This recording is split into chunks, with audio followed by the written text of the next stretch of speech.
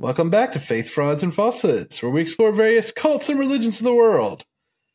Tonight, we're going to talk, this is our special Halloween episode, We're going to talk about a vampire cult. Don't forget to like, comment, and subscribe to help others find us. Yeah, Matt, tonight is going to be a little bit different. So just to remind everyone, these are our opinions and our thoughts, right? They don't represent our churches, employers, etc. So, Matt, it's Halloween. How are you? Halloween's not my favorite holiday. My favorite holiday is Christmas. Really? You wouldn't think my favorite holiday would be Christmas? I mean, I guess it kind of makes sense. Everybody likes Christmas. Well, okay, y'all, hold up. Bryan knows something about me that maybe y'all don't know.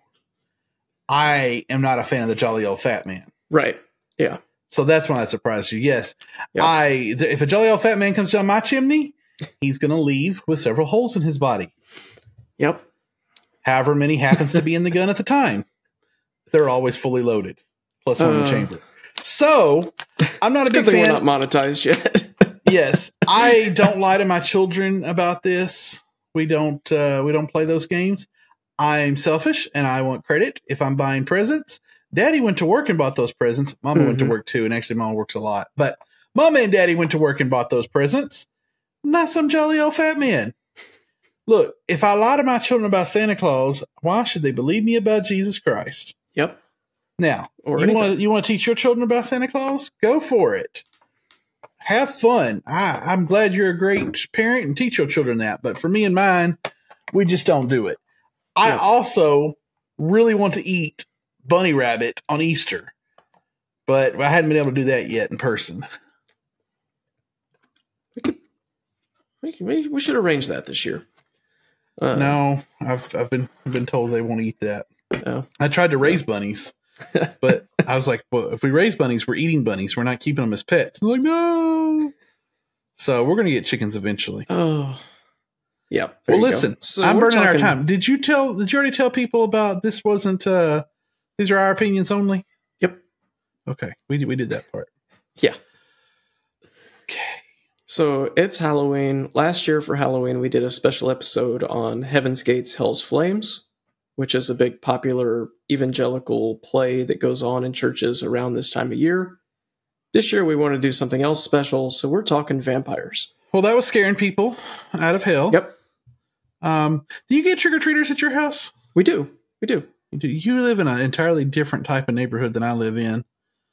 Bryan and I are both blessed to live in giant Texas houses and somewhat close to each other, but not close enough we can holler. Right. But close enough we can drive real fast. We didn't get any trick-or-treaters, like zero. Really? It's because of the slightly rural nature of where we're at, kind of on the edge there. Yep. Just a few streets over where our friend lives near me, there was lots of trick-or-treaters and some adults in a golf cart passing out margaritas and Jell-O shots to the parents. It was a time over there. So our friend is gonna have a blast this year. He is. I plan on showing up on his doorstep. But that reminded me, I seen a thing on Facebook about handing out potatoes for Halloween candy. And I was going to suggest to you that you hand out potatoes.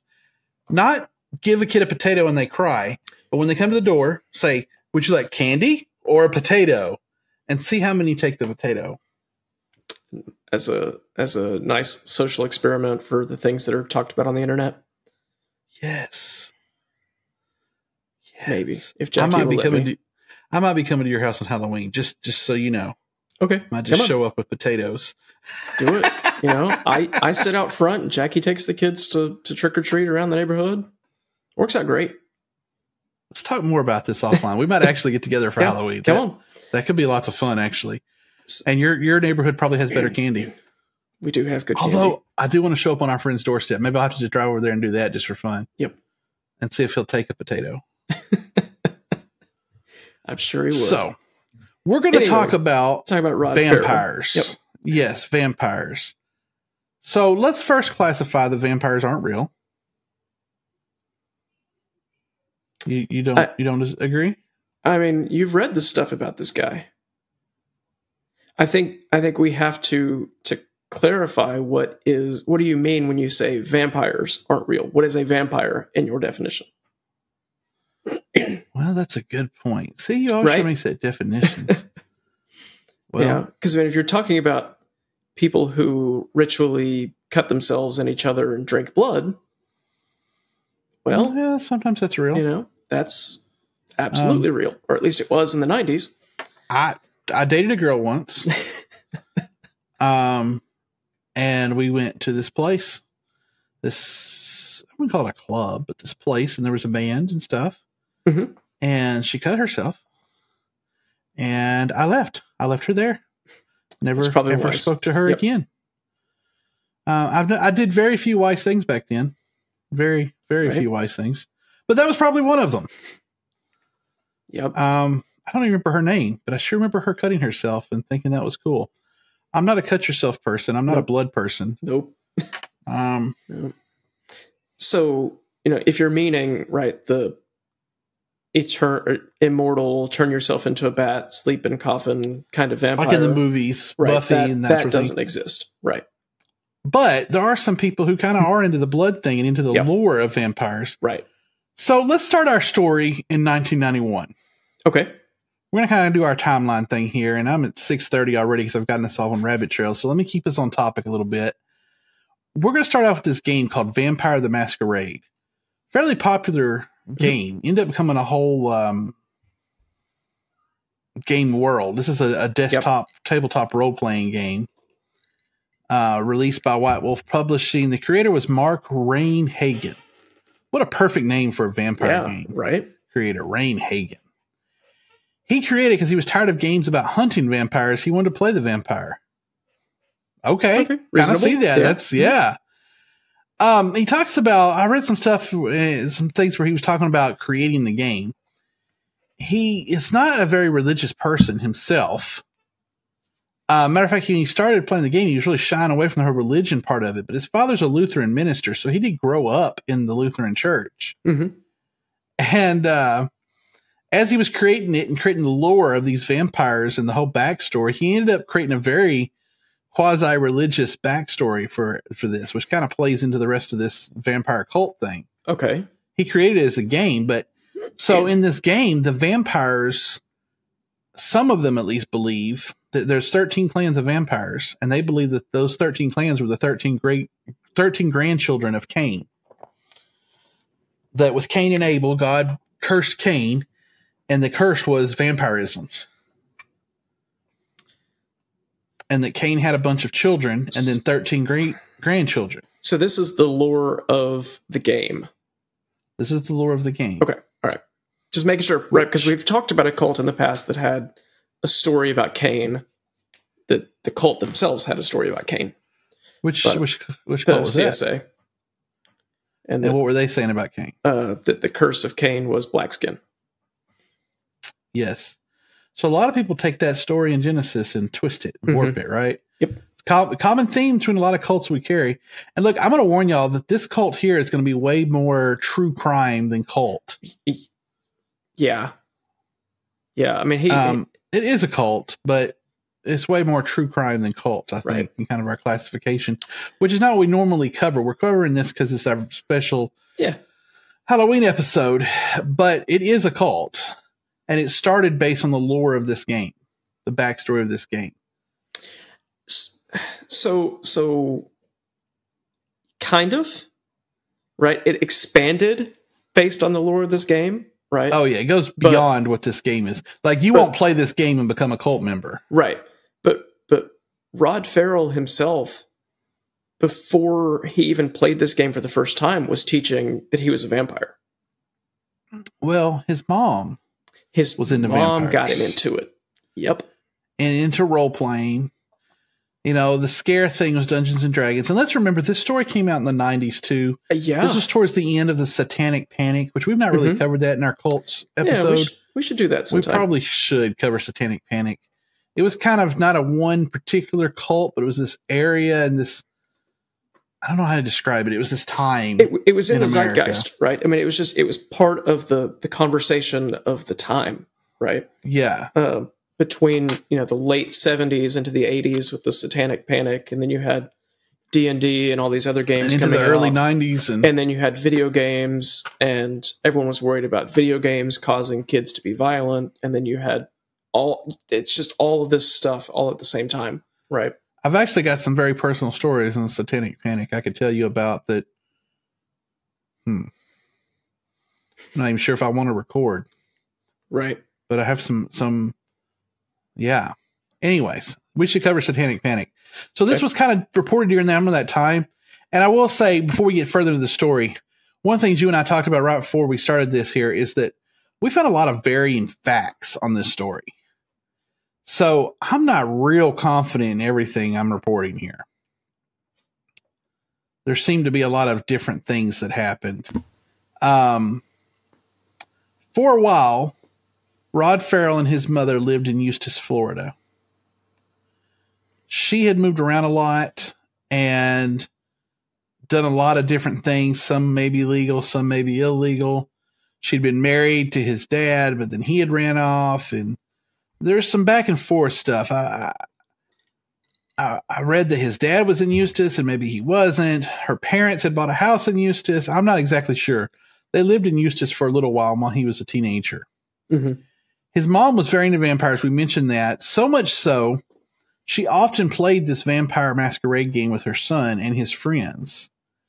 And she encouraged them because she grew up in a very strict household where clothing was regulated, no makeup, no movies, things like that. And they sometimes lived in that household. They sometimes lived with her parents.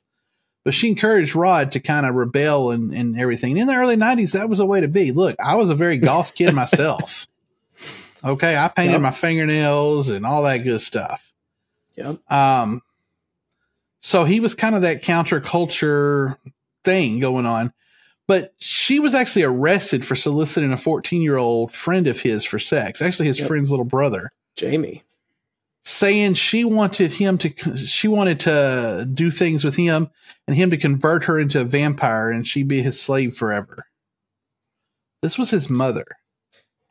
So, yes, she tried to get this 14-year-old kid into that, but she also tried to even get Rod himself, right, to, quote, sire her, right, to turn her into the vampire that she wanted to be.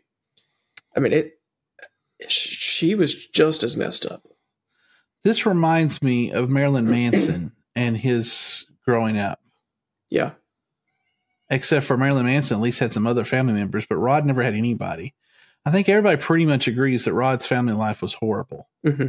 It was always horrible. I see interviews with lots of people and friends and acquaintances, and every one of them mentioned his family life being horrible, and he hated his family life. Yep. So Rod sort of assumed this character in the game, Visago, telling people he was a 500-year-old vampire. He really took this beyond just playing it in the game, but this becoming who he was. Well, so, see, this is part of that potentially conflicting reporting, right?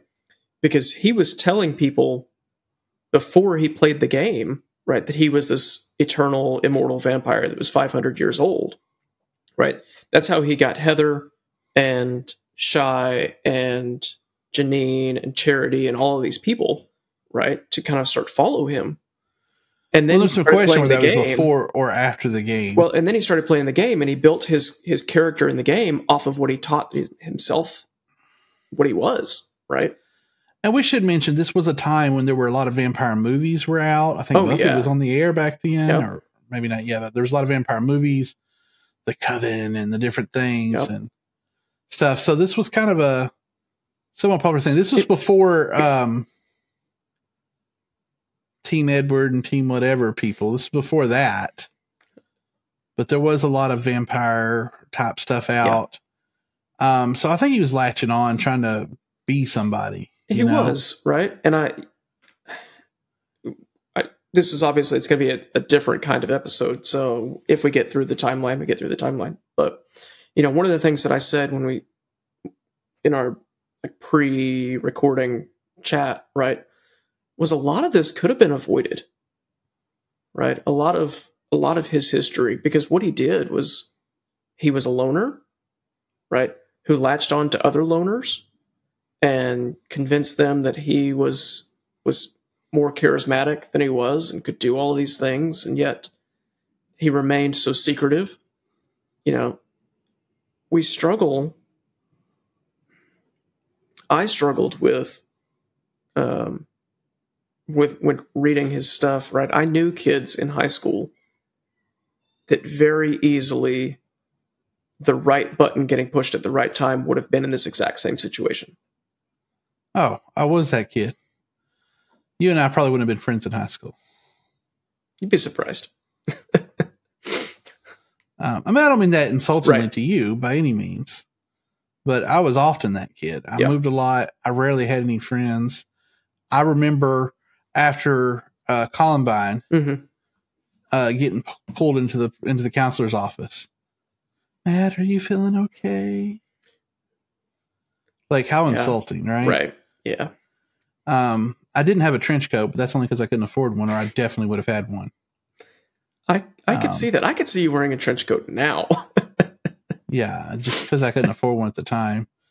Now I'd have to buy one as big as a blimp. So, so you mentioned about things could have been done. Mm-hmm. So him and his mom fought a lot, and sometimes he was violent with her. And she actually filed orders. I forget the name of the order. Something about I can't control my kid. Right. Type violence orders. And look, that happens. And they were set up to do counseling and do these things, but they never followed through. Yep. Never showed up. Actually, with that order she was filing, him and her never even showed up to court. Right. They obviously had a very abusive relationship that was one way and turned two way. Yep. Yeah. You and then she even had another restraining order filed against one of the other local kids that was also part of a different vampire clan. Right, which is a whole different thing. So let's talk about that. So they moved from let's move their timeline so I can talk about that. Yeah. So him and his mom moved from Eustis, Florida to Murray, Kentucky.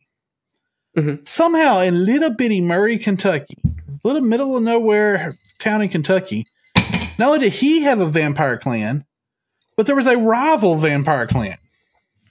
Mm-hmm. This is interesting. Which I think that rival probably was more about the game than anything else, right? Because it was in Murray that he started playing the game.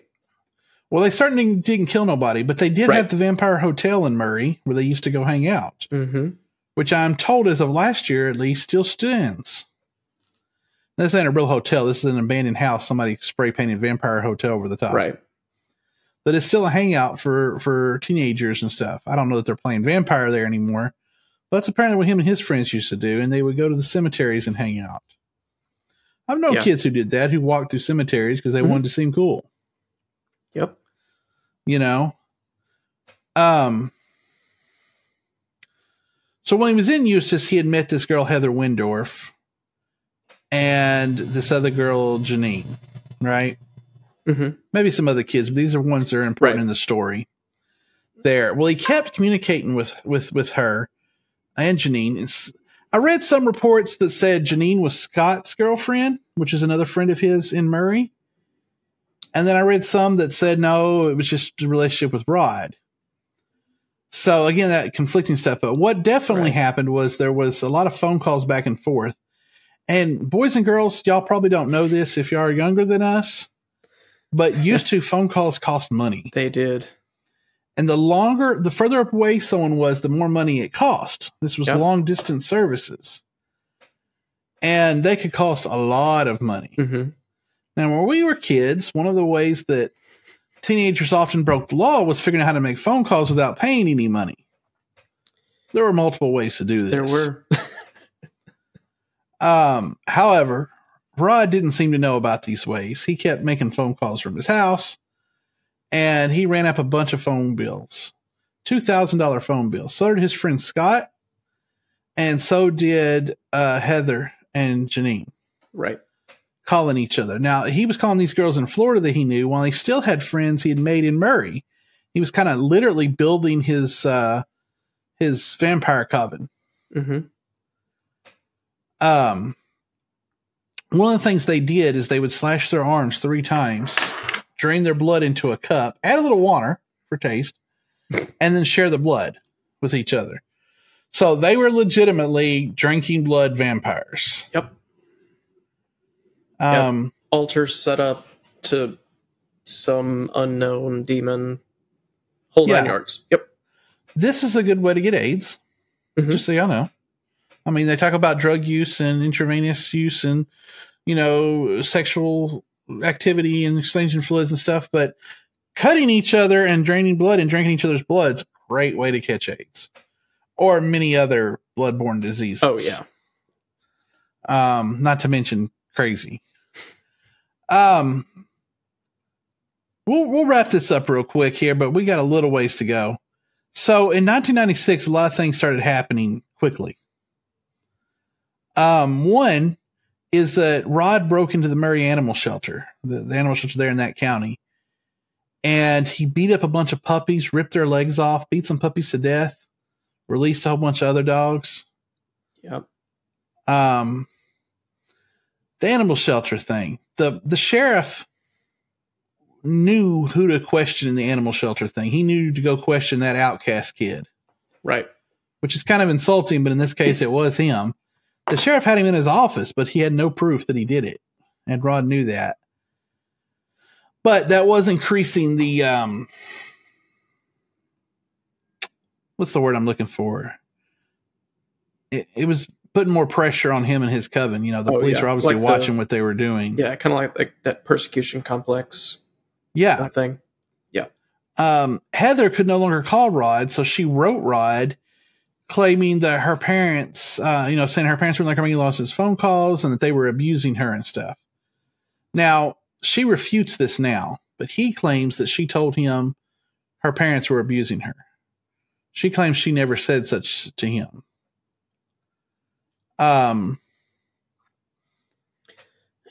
So I know she may or may not have ever said anything like that, but that's what he heard and that's what he perceived, right? That she was telling him, which is why he's saying, yeah, she told me that, right? Because that's what he understood her to be saying. When she told him that they said no more long distance calls, he perceived that as a slight against him and thus abuse. Well, he claims, in interviews that he thought she was being abused. Now, Heather was friends with Janine. Like I said, I read that Scott was kind of dating Janine. Scott was talking to Janine. Rod was talking to Janine back in Florida. But her dad also, there was a lot of big phone bills, and he made her cut off contact with all of it and get rid of all the vampire stuff. Yeah. We're done with all that. So Rod, his friend Scott, his friend Charity, who was said to be his girlfriend in some of the stories. Yeah, they're in Murray. And his friend Dana. It's important to note that Dana was 19. She's the only adult in this. Everybody else is a young teenager. Yeah. 15, 16, 17. Yep. Yeah. Heather was 15, I think, right? I think she was definitely the youngest, yeah. Yeah. So they drove in Scott's car from Murray to Eustis to supposedly rescue Heather from her parents. They were planning on taking their coven. There was too much heat. That's what I was thinking. For too much heat in Murray. So they were going to move their coven to New Orleans because there was an arcade in New Orleans that Rod liked down there. And they're going to move their vampire clan to New Orleans. But first they were going to go down to Florida and get Heather. So they went to Florida and they actually went and picked Heather up at her high school and took her over to the cemetery there at the Greenwood Cemetery there in Eustis. This is where Heather officially joins the coven. This is where they do the bloodletting ceremony for her, and she crosses over. Right. She says he asked her if she still wanted to kill her parents, and she told him no. He says he asked her still want to kill her parents, and she told him yes. So there's a disagreement. The answer is contested there. Again, y'all, this is going to get real graphic here. This is just like the Manson murders. It's just going to go from 0 to nothing. Manson and Jones. Yeah. So they all, the 4 of them had ridden down in Scott's car. Now there's 5 of them. Rod and Scott get dropped off at the Windorf's home. Heather, Dana, and Charity all go together to another place. We'll get to that. Well, let's get to that real quick. Yeah. Some stories say they went to Heather's boyfriend's apartment to tell him bye since they were going to New Orleans. Other stories say they went to go get Janine. Mm-hmm. And Janine wouldn't go with them. I've seen some stories say they couldn't find Janine. Other stories said they found Janine and her original plan was to go with him and get out of it, but then she ended up not going with him at all. So I'm not real clear what the real story is there. Right. Now, but they took Scott's car and went and did this stuff. Rod and Scott were dropped off at the Windorf home. Scott's car could not make it to New Orleans, and they knew this. And Charity had, Heather had said where she knew where the keys were to her parents' Explorer. And since she knew where the keys were to her parents' Explorer, Rod and Scott were supposed to go get the Explorer. Now, Heather claims she had no idea they were going to do anything else. Rod claims that she did know what they were going to do. So Rod and Scott went to in the open garage door. They had brought a stick with them, but the stick wasn't going to do the job, so they went looking for another weapon. There was obviously a chainsaw in the pictures there. They decided not to use the chainsaw, but they grabbed a tire iron. They went in and they were looking for the keys. A crowbar. Yeah, crowbar. Yeah, you're right, crowbar. They were looking for the keys, and Heather's father was asleep on the couch. Rod went up and bludgeoned him to death over and over again until he was dead. Mm-hmm. Heather's Probably mother well past that. Yes, Heather's mother, so much so he was soaked with blood. Heather's mother came out of the bedroom where she'd been taking a shower in her robe, and she threw a cup of hot coffee on Rod. The story goes that he was not planning on killing her, but then once she threw the cup of coffee on him, he decided, that's what he said in his confession. Right. Once she threw the coffee on him, he decided she had to die. Yeah, but Scott says in his confession, right, that the plan was always to kill them both. Yeah, and the story from Rod and Scott both is that Scott basically just watched. Right. Rod did say Scott laughed while he watched and was gleeful like a little kid. Mm-hmm. So they killed both the parents. They stole a little bit of money, some jewelry, and the keys to the Explorer. When they meet back up with the girls, the boys are sitting out and they have no shirts on because they gotten rid of their bloody shirts. Right. They ditch Scott's car and they take Heather's parents' Explorer and they head off to New Orleans. Just a little bit later, Heather's 17-year-old sister comes home. Remember, Heather's 15. Mm-hmm. Her 17-year-old sister comes home and finds her parents dead and calls the police. She tells the police that the Explorer's missing and her sister's missing. One of the things the police discovered on them, on at least the father, I read that it was just the father, and then I read it was the father and the mother, but there was a letter V burned into their bodies. This was known as Rod's symbol, the letter V, and then a dot for every member of his coven. Right. Yeah. And that this was burned. Yep. Yeah, and this was burned into their bodies. On their way, so now they're on their way to New Orleans. They didn't kill these people. They're on their way to New Orleans. They ran out of money because stuff costs a lot of money. And when you're a teenager, you don't realize that. So Charity calls her grandmother. Mm-hmm. In asks Montana her to help her somewhere. Yeah, South Dakota, I think. Yeah. And ask her for some money. Her grandmother realizes they're on the run. I guess it made the news by this point or something. And she actually talks them into going to a hotel and calls the police, and the police meet them at that hotel. So her own grandmother turned her in. It's a good grandmother. The group was captured in Baton Rouge, Louisiana. So they weren't that far from New Orleans. Right. Then they all go to jail. So they're caught. They're all arrested. Rod Ferrell is convicted and becomes the youngest person ever on death row in the U.S. at the age of 17. The youngest person ever on death row. Scott, who's Howard Scott Anderson, pleads guilty to the murders. He testified against Ferrell, and he's sentenced to life in prison without parole. Even though he just watched, he gets life in prison. But he didn't get the death penalty. I was going to say, death during the commission of a felony is automatically a capital offense. Yeah.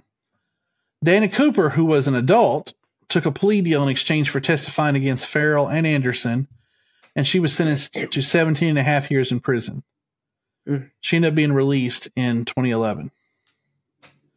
Charity, who probably had the least to do with it, but she still helped somewhat, is sentenced to 10 and a half years in prison after testifying against Ferrell and Anderson.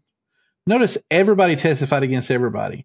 Right. One thing I didn't mention is Rod was pleading not guilty due to insanity. At the last minute, changed his mind to guilty and said that it was just him and Scott there, and that Scott really didn't even kill nobody. He was just standing there.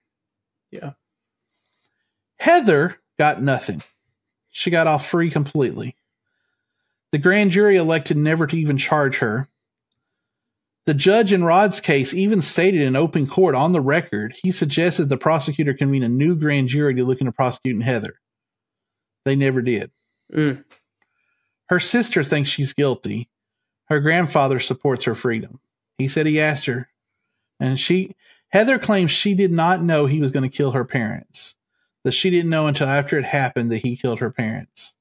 She didn't know that's what was going to happen. But she admitted that they did talk about killing her parents previously. Yeah. But she claims she told him she didn't want her parents killed, and she didn't know he was going to do that. She thought he just stole car keys. Nobody seems to believe her, except for the grand jury somehow. Right. I mean, you could make the case that, yeah, we talked about it when we were high or drunk or whatever, but I don't know. I kind of feel like the grand jury might have got it wrong. I think a lot of people felt that way, including the judge. So she's out here now. She, had her parents killed and still walking the streets here. In 2002, the U.S. Supreme Court ruled it unconstitutional to execute a minor. Right. So his death sentence was commuted to life in prison without parole because they have a no parole option there in Florida already. So he's no longer on death row because he was a minor when he was convicted, when it happened. When it happened, he was a minor. I already told you about Charity and Dana being released from prison. Scott got his sentence reduced from life to 40 years, which means he'll be eligible for parole in 2031, something like that? 2031, 2036? He'll be eligible for parole, 2036, which is still quite a ways from now. 40 years is still a long time in prison. Yeah. But he will probably, it's possible he'll get out of prison, but Rod never will. Yeah, I mean, he'd be eligible for release in 2036 or 2038. But he's probably eligible for parole not too far off from now. Oh, no, he don't get parole either. Okay, all right. Again, no parole there for murder offenses. Yeah. So, yeah, it would just be release. So that's pretty much the story. Kind of like the Manson murders. Once the murdering happened, it ended pretty quickly. Yep. Thankfully, unlike the Manson murders, they didn't get to do several murders. It was just the one night. Yeah, I mean, if Charity's grandmother hadn't called the police, there's no telling what could have happened. That could have turned into a spree killing real quick. Yeah, you can watch the confession of Rod, and he says if it hadn't have been Heather's parents, it would have been someone else. He was on the path. He says he had given in to the darkness. Yep. He thinks he had given in to the dark spirits, to the darkness, and that he was going to do that anyway. Yep. Yeah, one of the quotes that I found was, my soul vast, filled with the evils of the world, my eyes cold with pain and suffering. What is to become of these foolish mortals who dare to cross my path? He had, very quickly. He was powerless, and he's trying to give himself power. Exactly. Yep. Like a lot of those things, it's fleeting, right? Right. Yeah. So just to wrap up, right? He very much targeted Heather, right? And Janine, and then Charity, because they were the loners, right? They were the ones that were the outcasts, and he gave them what they were looking for. And like they would have done anything for him because of how he took them in and gave them a purpose. It's an awful purpose, right? But he would go on long walks with them. He would talk to them. He would treat them like humans, while at the same time filling their heads with, we're working towards this you becoming more than you ever were. We were together in previous lives. We were, whatever the case may be, right? It's very similar to Manson. Very, very similar to Manson. And this calls back to that whole, it's cheesy, but everybody has a God-shaped hole in their heart.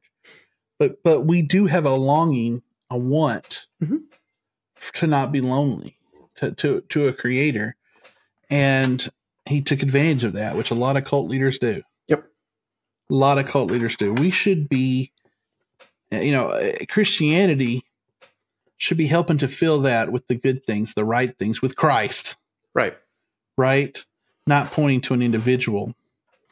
And he did like all the other cult leaders we cover pretty much. And he filled up that hole with himself. And he succumbed himself to this darkness. And you can't help but wonder if he was just being led by darkness himself. Absolutely. 100%. I would be willing to say 100%. Right. There was some influence somewhere from the forces of evil. Absolutely. Just on the 150 some odd pages of the book that I read out of the 400. Yeah, absolutely. Well, Brian, I think that's where we end this story. I think so. Who are we talking about next month? Manhattan. Yep. Sharon Gans. Cool. Yes, The Fourth Way. The Fourth Way. All right. We'll see y'all until next month, y'all. in November.